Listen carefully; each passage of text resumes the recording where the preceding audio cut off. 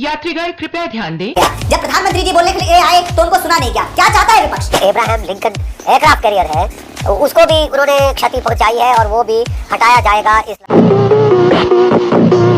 आइए देखते हैं, बैठन मजा आएगा।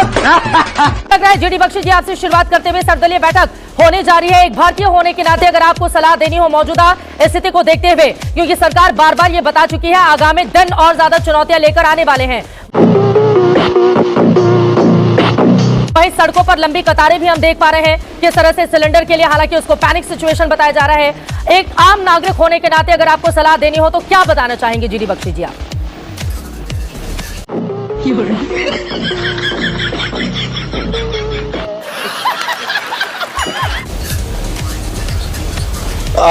देखिए, सर्वप्रथम मैं एक मिलिट्री एनालिस्ट हूँ जी।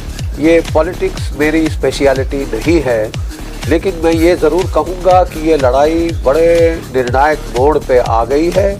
आज ही खबर आई है कि जो एब्राहम लिंकन एयरक्राफ्ट कैरियर है उसको भी उन्होंने क्षति पहुंचाई है और वो भी हटाया जाएगा इस लड़ाई से। बिल्कुल, ये तो latest news. Gerald Ford already हटाया जा चुका है और आज तक दुनिया में जो नेवल वॉरफेयर का तौर तरीका था उसका ये कहा जाता था कि जो एयरक्राफ्ट कैरियर्स हैं वो पावर प्रोजेक्शन का सबसे बड़ा टूल है।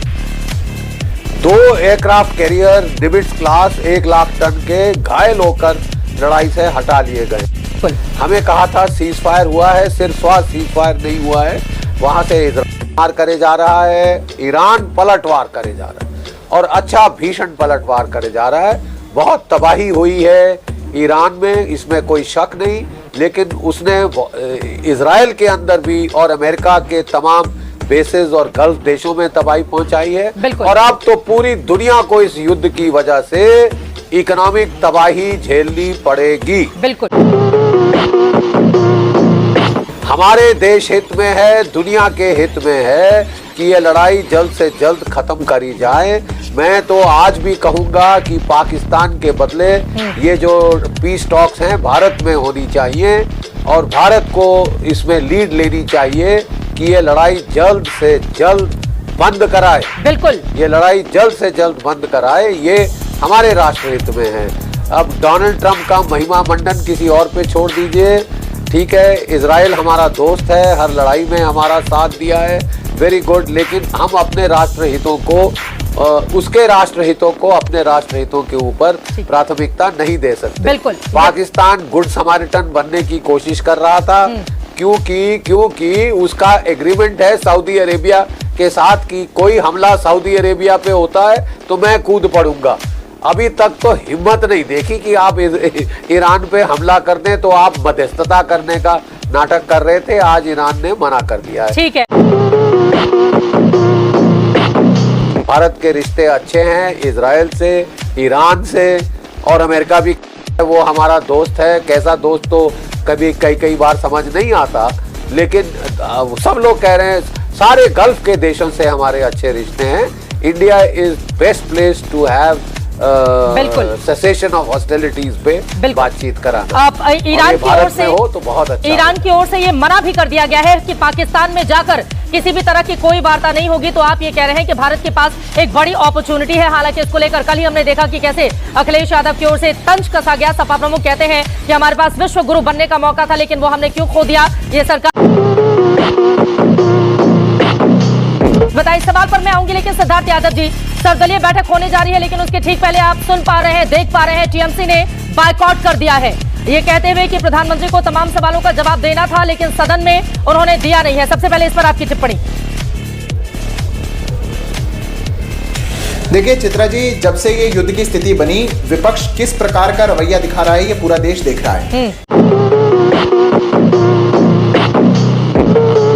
कई बार इतिहास में देश की परिस्थितियों में आवश्यकता होती है कि हम सब लोग मिलकर के टीम इंडिया की तरह खेलें। और हम सब लोग मिलकर के एक यूनिट की तरह अपने आप को आगे रखें। पर जब देश के सदन के अंदर देश के विदेश मंत्री बोलने के लिए खड़े हुए, महत्वपूर्ण विषय पर देश को एड्रेस करने के लिए खड़े हुए, तब लोकसभा में बोलने नहीं दिया गया, राज्यसभा से वॉकआउट कर दिया गया। जब देश के पेट्रोलियम मिनिस्टर हरदीप पुरी जी बोलने के लिए खड़े हुए तो उनको नहीं दिया गया। जब प्रधानमंत्री जी बोलने के लिए आए तो उनको सुना नहीं गया। क्या चाहता है विपक्ष? इतना है और पहले दिन से इतनी सजगता के साथ हमारी देश की सरकार इतनी बड़ी जो आपदा आई हुई है उसको टैकल करने के लिए इतने महत्वपूर्ण कदम उठा रहा है और उससे देश की सदन को और देश की जनता को अवगत कराया जाए और विपक्ष उसका बॉयकॉट करे, तो इससे मानसिकता तो समझ आ जाती है। और ये चुप है।